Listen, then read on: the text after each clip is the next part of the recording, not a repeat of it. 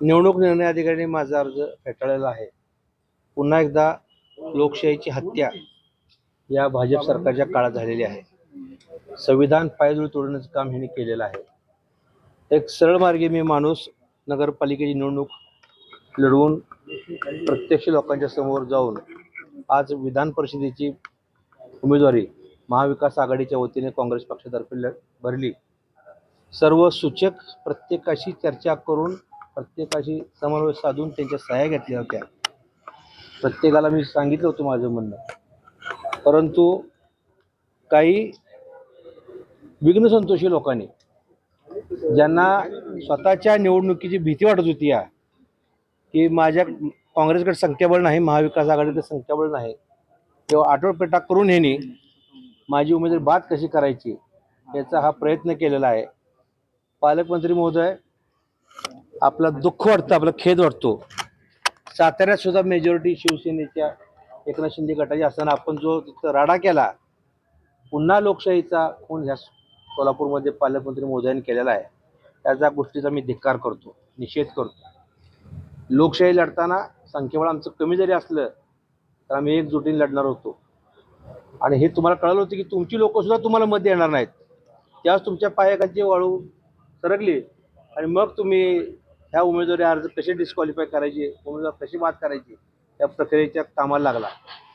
दुःख वाटतं या गोष्टीचं की संविधानाने आमच्यासारख्या उमेदवाराला, मी एक धनगर समाजाचा कार्यकर्ता आहे आणि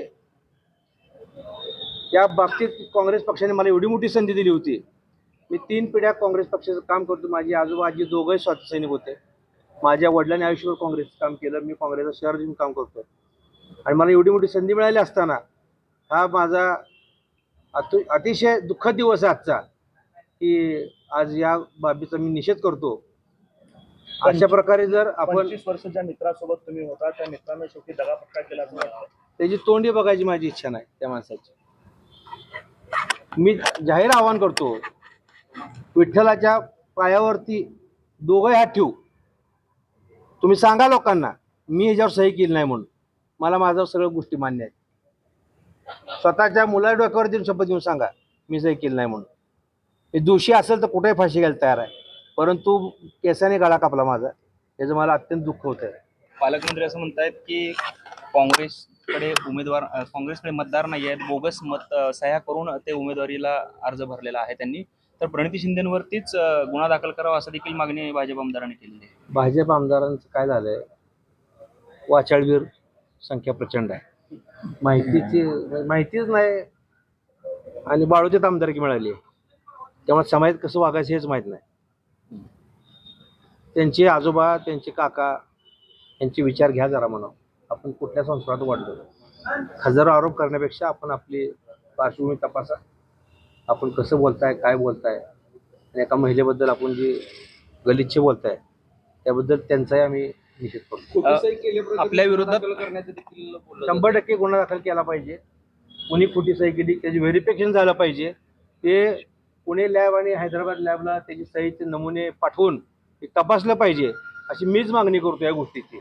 आणि दोषी असेल तर मी चौकात फाशी घ्यायला तयार आहे. आणि पुढची भूमिका आता तुमची काय असणार आहे? कोर्टात 100% जाणार आहे आम्ही या बाबीसाठी. आणि मेहरबान कोर्टावर आमचा विश्वास राहिला आता या बाबतीत.